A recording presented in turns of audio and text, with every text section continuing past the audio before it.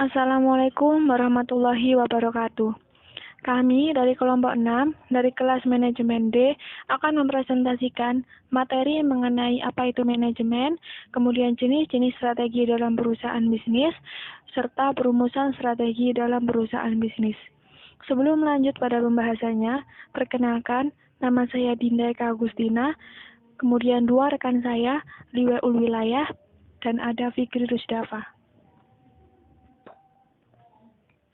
Definisi manajemen.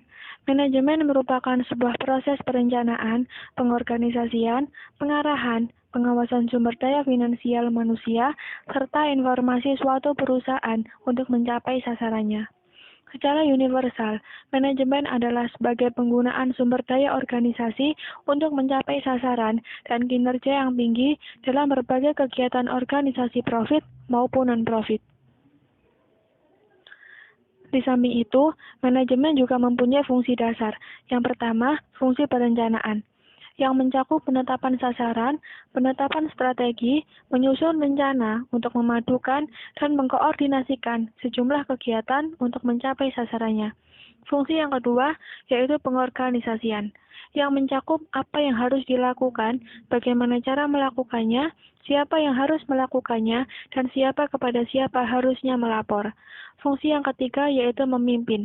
Fungsinya adalah mengarahkan, memotivasi, mempengaruhi individu atau tim untuk bekerja sama, mencari komunikasi yang efektif, dan menyelesaikan konflik. Fungsi yang terakhir yaitu pengendalian. Fungsi yang menjamin sesuatu berjalan dengan semestinya dengan cara memantau dan menilai kinerja dengan membandingkan kinerja aktual dengan sasaran yang telah ditetapkan. Oke, materi selanjutnya membahas tentang jenis-jenis strategi. Jenis-jenis strategi itu ada 3. Yang pertama strategi bisnis, yang kedua strategi perusahaan, dan yang ketiga strategi fungsional. Apa itu strategi bisnis? Strategi bisnis adalah upaya mengambil kebijakan dalam komitmen dan tindakan yang terintegrasi untuk membangun keunggulan dalam perusahaan bisnis. Berlangsung pada tingkat unit bisnis atau lini produknya, yang berfokus pada peningkatan posisi bersaing dalam perusahaan. Hal ini perusahaan telah berkomitmen memperluas tawaran produknya dan melayani pelanggan melalui teknologi baru. Dan yang kedua, strategi perusahaan, yaitu bertujuan untuk menetapkan keseluruhan sikap perusahaan terhadap pertumbuhan dan cara perusahaan mengelola bisnis atau lini produknya. Sebuah perusahaan bisa memutuskan untuk tumbuh dengan meningkatkan aktivitas atau investasinya atau menghemat dengan menguranginya. Step kelima, jenis-jenis yang ketiga yaitu strategi fungsional. Strategi ini bersifat teknis yang merupakan rumusan arahan dan pedoman operasional. Pada level ini, para manajer dalam bidang spesifik memutuskan cara terbaik mencapai tujuan perusahaan dengan bekerja seproduktif mungkin.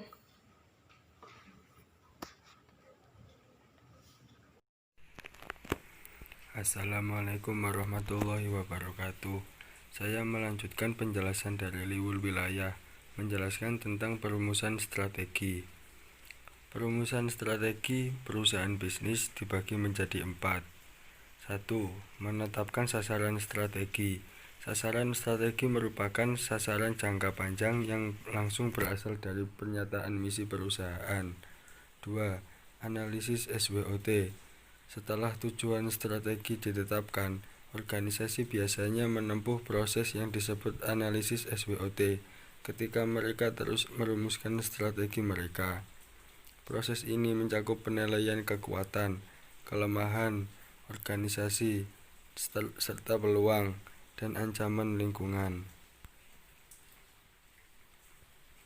Nomor 3. Menganalisis organisasi dan lingkungannya. Analisis lingkungan mencakup pengamatan dan penilaian lingkungan terhadap segala ancaman dan peluang. Nomor 4. Menyesuaikan organisasi dan lingkungannya. Langkah terakhir dalam perumusan strategi adalah menyesuaikan ancaman dan peluang dari lingkungan terhadap kekuatan dan kelemahan perusahaan. Sekian presentasi dari kami. Kurang lebihnya mohon maaf.